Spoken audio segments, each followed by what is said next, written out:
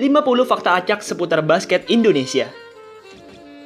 Dengan tinggi 223 cm, Ujang Warlika sampai detik ini masih menjadi pebasket profesional tertinggi di sepanjang sejarah dunia perbasketan Indonesia. Ia bermain basket di awal tahun 2000-an, di mana ia saat itu membela klub Aspak Texmaco. Sepanjang sejarah, hanya pernah ada 4 klub yang menjuarai Liga Basket Indonesia. Mereka adalah Satria Muda, Aspak, Pelita Jaya, dan CLS Knights Surabaya. Dari 4 klub juara tersebut, Satria Muda lah yang menjadi pemimpinnya.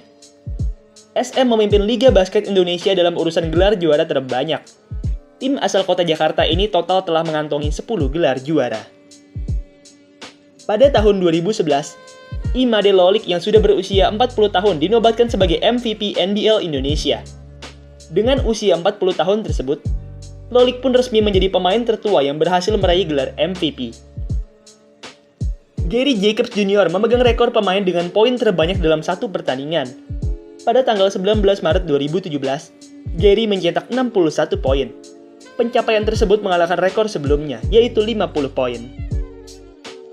Setahun sebelum Gary mencetak 61 poin, shooting guard Satya Wacana, Respati Ragil, menancapkan namanya sebagai pemain dengan poin tertinggi dalam satu pertandingan.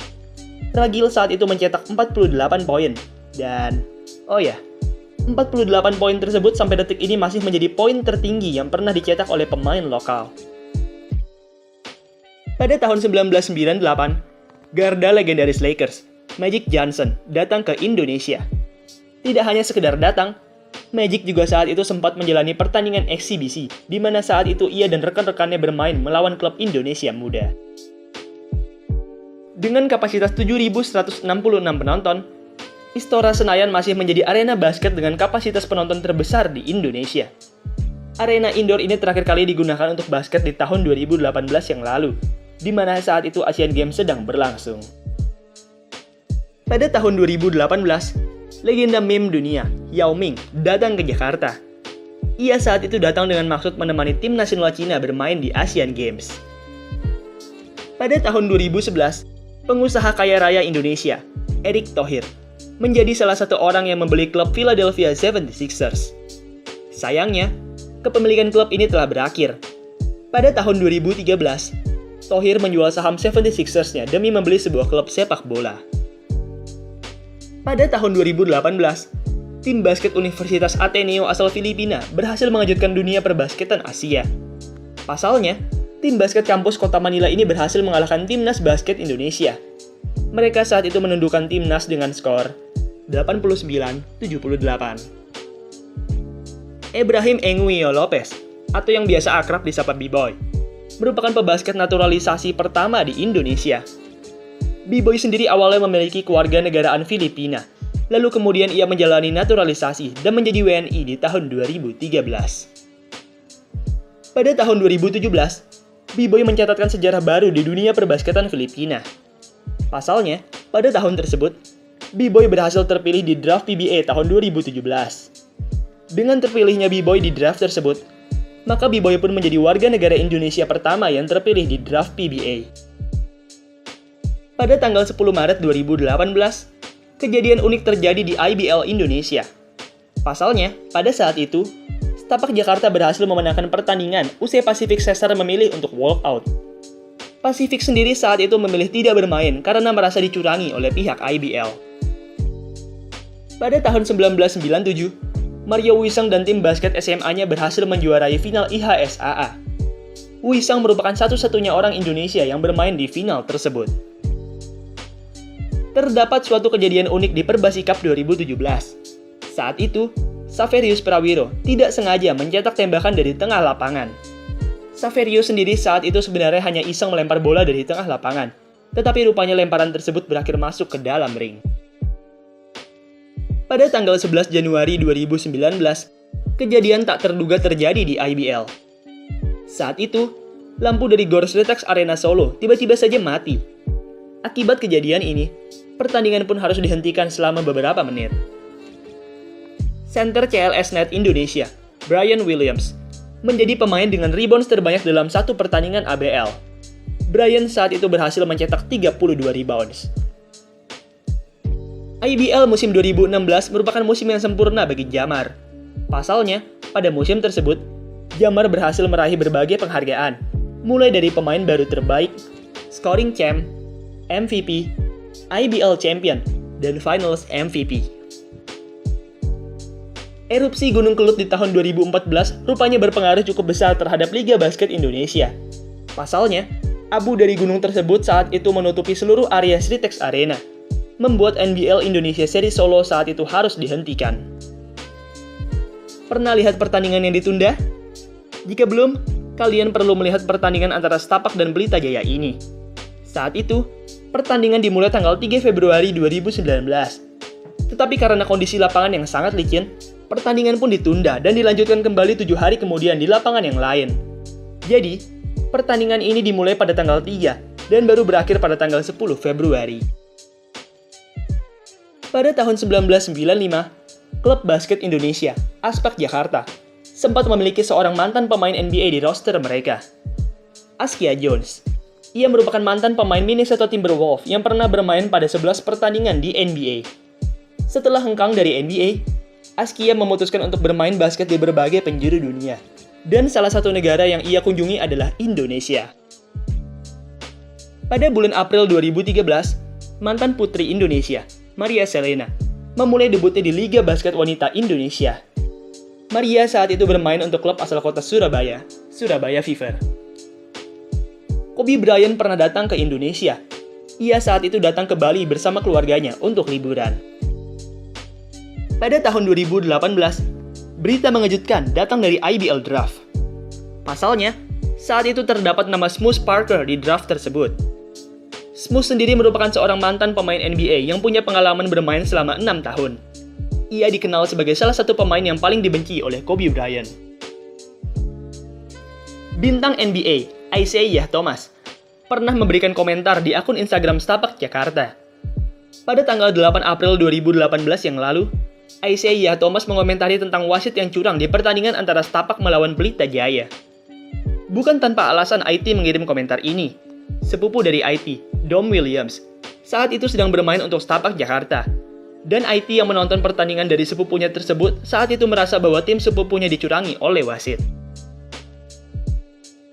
Andakara Prastawa merupakan pemain dengan jumlah gelar juara kontes 3-point terbanyak di Liga Basket Indonesia. Ia total telah menjuarai kontes ini sebanyak 3 kali, yaitu di tahun 2017, 18, dan 19. Sebuah momen memalukan terjadi di cabur basket Asian Games 2018. Saat itu, 4 pemain Jepang ketahuan menyewa PSK di Jakarta. Akibat insiden tersebut, mereka pun dikeluarkan dari timnas dan dipaksa untuk pulang kembali ke Jepang. Pada tahun 2019, pebasket tertinggi kedua di tanah air, Max Shanto, tampil di layar kaca Indonesia. Ia saat itu berperan sebagai Buto Ijo di sebuah iklan sirup. Pebasket muda Satya Wacana, Hengki Lakai, merupakan pemain yang luar biasa. Pasalnya, meski hanya memiliki 1 buah mata, tetapi Lakai tetap mampu bermain dengan bagus di Liga Basket Indonesia. Karena keunikan dan semangatnya tersebut, pada tahun 2018, Lakai pun dinobatkan sebagai Most Inspiring Young Player 2018, yaitu penghargaan yang diberikan untuk pemain muda paling menginspirasi di IBL. Mario Wisang merupakan pemain Indonesia pertama yang berhasil mengumpulkan 1000 poin di ABL. Ia berhasil menggenapkan pencapaian ini di tahun 2018 yang lalu. Tinggi rata-rata pemain IBL masih kalah jauh dari pemain NBA. Tinggi rata-rata pemain IBL di musim 2020 ini adalah 187 cm. Sedangkan NBA, tinggi rata-rata para pemainnya adalah 199 cm. Pada Mei 2020, tokoh basket Indonesia, Ari Sudarsono, melelang jersey asli dari Magic Johnson. Jersey tersebut didapatnya dari Magic pada tahun 98 yang lalu. Hasil lelang dari jersey akan digunakan untuk membantu penanganan COVID-19 di Indonesia. Di IBL Draft 2020, Michael Kolawole merupakan pemain asing terakhir yang dipilih oleh Louvre Surabaya. Menariknya, ia saat itu terpilih karena ia memiliki followers Instagram yang banyak. Bukan tanpa alasan Louvre memiliki kriteria unik seperti ini. Louvre saat itu merupakan tim baru, dan mereka butuh suntikan untuk lebih memperkenalkan tim mereka. Akhirnya, demi mewujudkan hal tersebut, Louvre pun mencari pemain populer seperti Kola Wole. Pada bulan November 2016, tim CLS Net Surabaya kalah dari tim basket SMA Walnut. Menariknya, terdapat seorang anak Indonesia dari tim SMA tersebut, yaitu Agassi Goantara. Lester Prosper merupakan pebasket tertinggi di IBL musim 2020 ini. Ia memiliki tinggi 209 cm. Ini mungkin agak melenceng dari basket Indonesia, tapi masih ada unsur Indonesianya, hehe. Wilt Chamberlain pernah menggunakan batik saat sesi fotografi di rumahnya di tahun 1974 yang lalu. Harja Jaladri merupakan wasit Indonesia pertama yang berhasil menembus NBA. Pada tahun 2016, Jaladri menjadi salah satu wasit mancanegara yang bertugas di NBA Summer League. Sampai detik ini, Arki Dikania Wisnu masih menjadi pemain IBL terakhir yang berhasil mencetak triple-double. Ia mencetak pencapaian ini di bulan Februari 2015 yang lalu. Arki saat itu mencetak 10 poin, 11 rebounds, dan 10 assist. Logo dari Setapak Jakarta menggambarkan pribadi dari sang ownernya sendiri. Owner Setapak, Kim Hong, selalu mengenakan topi terbalik di kepalanya. Dan di logo Setapak, kalian akan melihat sebuah topi terbalik yang dikenakan oleh bola basket. Menarik. Derrick Michael merupakan pemain termuda di kualifikasi Piala FIBA Asia 2021. Derrick masih berusia 16 tahun saat itu. Peyton Alexis merupakan pebasket naturalisasi wanita pertama di Indonesia. Ia menjadi WNI di tahun 2019 yang lalu, dan kemudian langsung membela Indonesia di ajang 3x3. Respati Ragil menjadi pemain IBL dengan 3 points terbanyak dalam satu pertandingan. Pada tanggal 1 Februari 2016 yang lalu, Ragil berhasil menceploskan 10 3 points. Mengetahui ada PNS-nya yang merupakan pemain basket, pada tahun 2013, Gubernur Jawa Tengah, Ganjar Pranowo, langsung memberikan izin kepada pegawainya tersebut untuk kembali bermain. Di tahun 2013 tersebut, Isman Thoyib sempat berprofesi sebagai PNS, lalu kemudian ia kembali lagi bermain di Liga Basket Indonesia, usai mendapat izin dari Gubernur. Jamar Johnson merupakan warga negara Indonesia pertama yang bermain di Liga Basket Thailand. Jamar bermain di sana di tahun 2017 yang lalu, tepat setelah ia selesai membela timnas. Garda Satya Wacana, Kyo Manuputi, merupakan adik kandung dari pebulu tangkis Indonesia, Manuputi Bellatrix. Pada 2 Februari 2020, Montrell Williams melakukan sebuah dunk super keren. Saat itu, ia berhasil melompati seorang pemain saat sedang mau melakukan dunk. Dunk tersebut benar-benar viral saat itu. Saking viralnya, akun Instagram House of Highlights bahkan sampai-sampai merepost video dunk tersebut di halaman mereka. Sepanjang sejarah, hanya pernah ada 3 pemain lokal dengan tinggi di atas 210 cm yang bermain di Liga Basket Indonesia. Mereka adalah Ujang Wardika, Max Yanto, dan Anggi Ariski. Indonesia berada di urutan kedua sebagai negara dengan gelar juara terbanyak di ABL. Indonesia total telah meraih 2 gelar juara, yaitu di tahun 2012 dan 2019. Mario Wisang menjadi orang Indonesia pertama yang dikontrak sebagai pemain asing pada sebuah tim ABL. Pada tahun 2018, Wisang dikontrak sebagai pemain asing oleh tim asal Cina, Zhuhai Wolf Warriors. Baiklah, itulah tadi 50 fakta acak menarik seputar basket Indonesia. Bagaimana menurut kalian? Apakah ada fakta-fakta lain yang seharusnya masuk ke video ini?